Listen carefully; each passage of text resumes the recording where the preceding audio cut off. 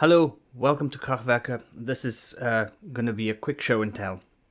So as you know, I've made a video about the Valeton GP200 a while ago, and overall I'm happy with it. There's a couple of things which I find could be better, and I truly believe they can probably be fixed just by some firmware updates.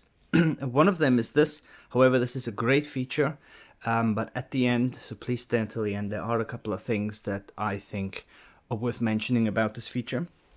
And that is the feature that, so the Valeton has got quite a lot of outputs. It's got both XLR outputs left and right, and just standard outputs. And you can switch the cab emulation off for both independently. So this means that you can realistically run a patch that has a cab emulation on it, and you take one of the XLRs out with the cab emulation on, and you put it into the front desk. This is now obviously for live recording purposes. And the other output goes into the front of your amp. Well, not necessarily, and I'll get to that. Which means that if you're playing a gig, you can have your little amp, or you have decent amp standing there. You can plug into it. You can use that as your own monitor if you like that feedback from an amp. And the venue doesn't necessarily have to mic it up, because you're actually running another output into the desk with cab emulation and everything else. So there's a couple of ways of doing this. Obviously, you've got cab emulation, you've got amp emulation, you've got all your pedals. So if you always want to have the same tone, you can set an amp in this, choose your amp of your liking and set it. And then you will kind of always have the same tone depending on what cabs they have or what amps they have. Now, a couple of problems with this. In fact, I'll get to that in the end. So we're going to make the typical scenario. What you would have to do is you would have to line out your Valeton. One of the outputs will obviously go to the desk, and one of the outputs will obviously go to an amp. So I'll show you the signal chain that I've chosen. We are going into, I'm sorry it's getting a bit quiet, but my microphone is over there. So we have two outputs.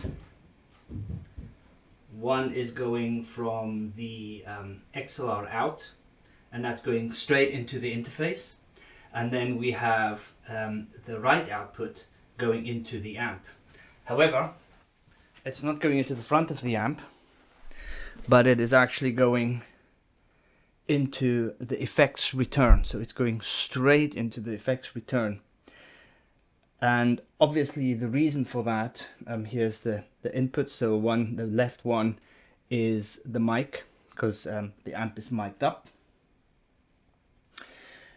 The left is the far left is the mic, the middle one is the Valeton, and the one on the right is just this microphone here. The reason we have to put it into the effects return is because we are emulating an amp, which means that if we emulated the amp and we went into the front of an amp, we would get like a double preamp. We would get the preamp and amp kind of emulation from the Valeton, and it would be running through the preamp and the power amp of whichever amp we're using.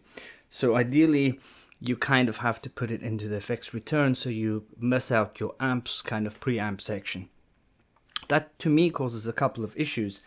One of them is that you only have one volume knob here for the Valeton, which means that you can't control each signal independently, the left and the right. So if one goes to the desk, you might want to be able to control that volume going out as well as the one going to your amp. In this case, for example, as you know, when you plug straight into effects return, you are kind of usually plugging straight into the power amp of an amp, which means that you might need some additional volume and gain control depending on the amp. Some have like some attenuation in and out, but it would be better if the Valeton had it. Even better would be if the Valeton not just gave you the ability to actually switch off the cab emulation, either left or right independently, but also the amp emulation, because that would mean that you could literally use whatever amp's front end as normal, but the other signal, the left or the right, which anyone you chose, then has the full amp and cab emulation, which then goes to the front of the desk. The reason that I think that would be best, and it's probably possible in the firmware, is so that you've got more control over the signal going left and right. So here we have, I'm just going to show you this, as we're running here, I already had the problem of trying to get the volumes of the two signals kind of the same, and actually I've got to set for the amp, I've got to set it lower than I have for example, let's say in another scenario for the desk. So I'll give you an idea of what this sounds like. So what we've got here is I'll just go through it. We've got a little P-boost booster pedal. We've got a distortion pedal, which is the LA charger. I'm not so sure what that's supposed to be. So on and off. Then we have a delay, and then we have a reverb here. So we've got an amp. The amp is actually the Soldano on a clean channel, because I'm using a distortion channel. So I'm not going to go through the functions of the Valeton necessarily, but just to show you roughly how it can be used. So as you can see,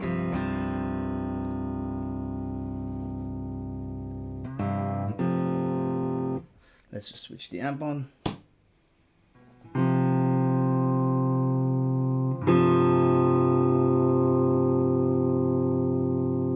We have signals on everything. So when you're listening back to this, preferably obviously on earphones or something like that, where you can distinguish the left from the right.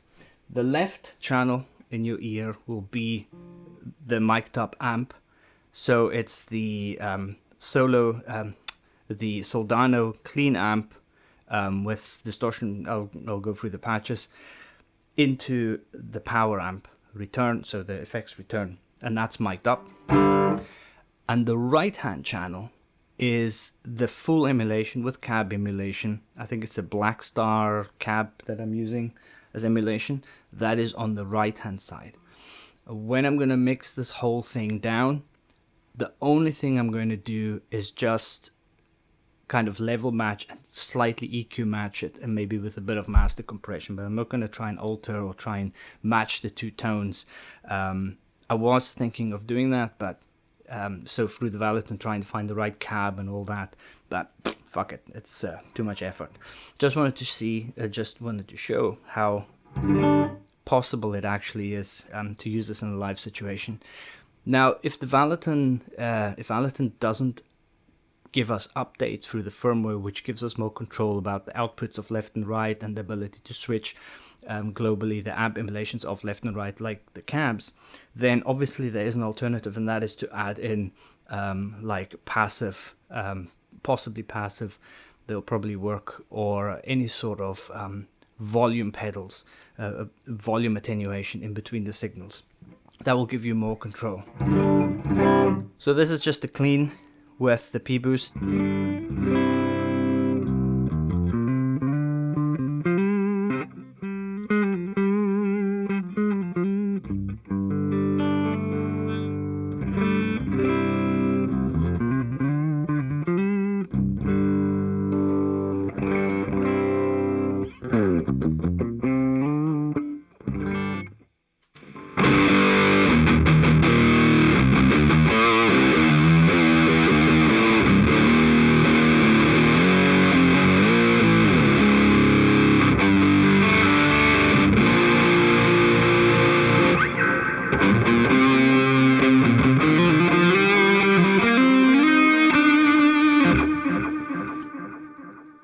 Actually, just thinking about it, so what I'm going to do in the video, so I will mark it left and right, so I'll, in editing and in post, I will switch backwards between the left and the right.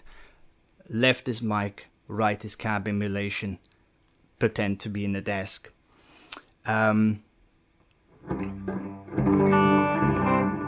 Yeah, let's do that.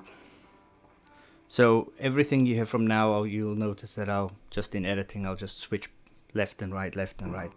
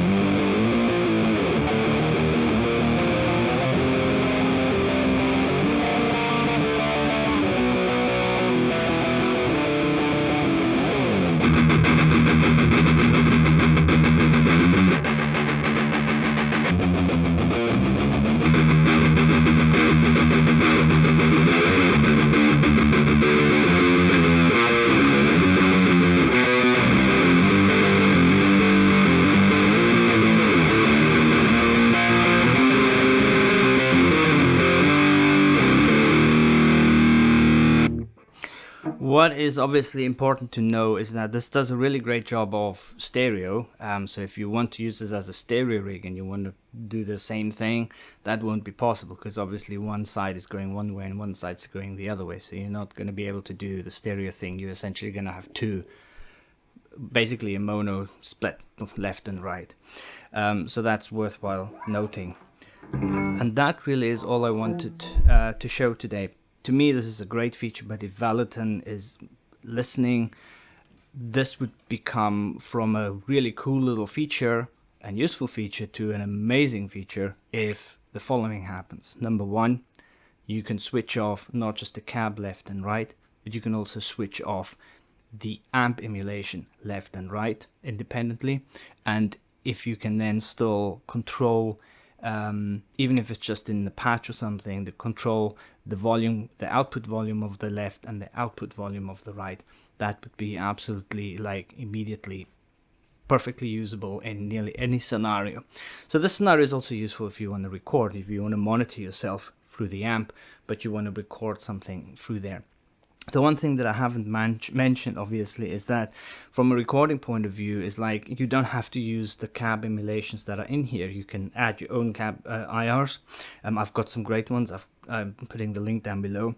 And if you're using this as a recording tool, so you want to just record, I would switch the cab emulation off, recording into the DAW, and apply your own IRs after the fact. The IRs on here are good, they're fine, and if you load your own IRs, they work really well on it, but obviously for flexibility and changeability, it's probably a good idea to just record the amp output.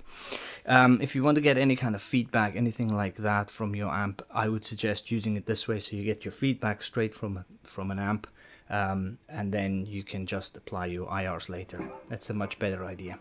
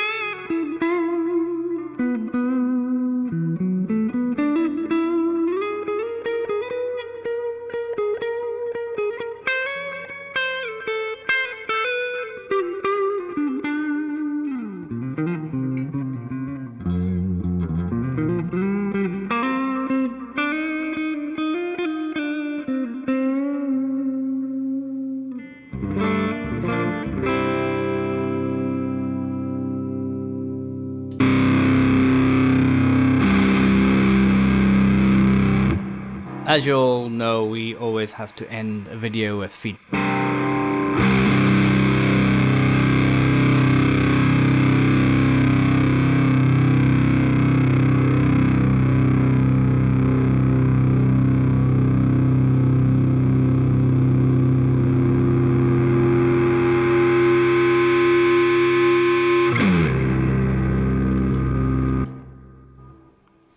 So any questions, please go down below. I'll see if I can answer. And otherwise, like, subscribe, check out our online shop, check out our pedals, do all the stuff that helps support us. Thank you very much.